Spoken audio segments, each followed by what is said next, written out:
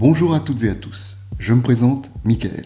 Bienvenue sur cette chaîne podcast réservée exclusivement au code de la route. Nous allons voir ensemble le certificat d'immatriculation. Le certificat d'immatriculation, appelé également carte grise, est obligatoire pour tout véhicule de plus de 500 kg, véhicule à moteur bien sûr. Qu'avons-nous sur le certificat d'immatriculation ? Nous avons dans un premier temps le poids à vide du véhicule. Ensuite, nous avons le PTAC, poids total autorisé en charge. Le PTAC, poids total autorisé en charge, pour le comprendre, il faut imaginer une voiture qui a un poids à vide de 800 kg. Si cette voiture a un PTAC de 1200 kg, ça voudra dire qu'on ne peut mettre à l'intérieur du véhicule, passager compris, 400 kg. 1200 moins 800, 400 kg. Donc les passagers, les valises, tout ce que vous voulez dans la voiture, il ne faudra pas que ça dépasse les 400 kg. C'est ça le PTAC, poids total autorisé en charge. Sur le certificat d'immatriculation, nous allons avoir également le nombre maximum de personnes, conducteurs compris, pouvant être transportées dans ce véhicule. Une Twingo, par exemple, c'est 4 places à l'intérieur avec le conducteur. Nous allons avoir également le type de carburant, la date de la prochaine visite technique avec des timbres collés sur le certificat d'immatriculation. Et enfin, nous aurons le taux de rejet de CO2 du véhicule. Donc ce certificat d'immatriculation est obligatoire donc pour les voitures, pour les camions, pour les bus, mais également pour les remorques de plus de 500 kg. Je reviens sur cette remorque.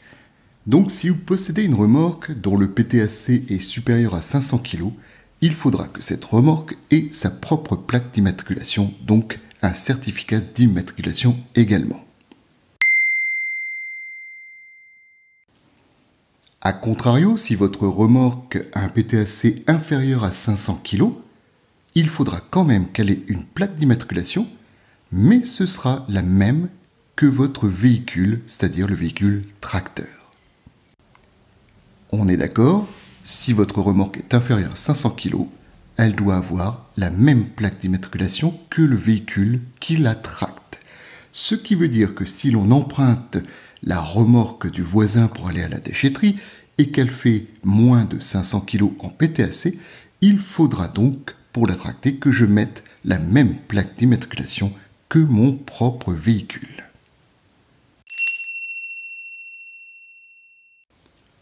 Il faut savoir que cette carte grise, certificat d'immatriculation, vous permet d'avoir un numéro sur votre véhicule, la fameuse plaque d'immatriculation. Le numéro attribué à chaque véhicule va être conservé depuis la date de mise en circulation jusqu'à la destruction totale. Ça veut dire qu'aujourd'hui, un propriétaire d'une voiture, s'il vend sa voiture avec donc le numéro de la plaque d'immatriculation, cette plaque d'immatriculation restera toujours la même s'il y a changement de propriétaire.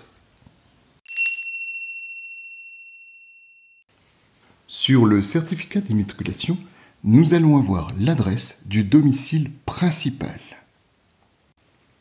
Et si vous déménagez, vous avez 1 mois pour faire le changement de votre certificat d'immatriculation. 1 mois et pas 2.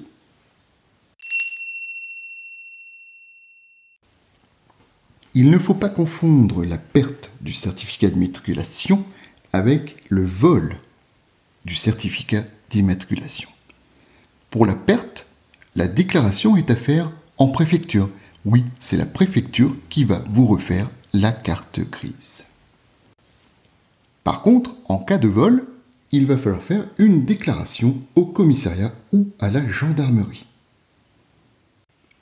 Et du coup, vous aurez une attestation qui sera valable donc 1 mois, c'est-à-dire le mois nécessaire pour refaire son certificat d'immatriculation.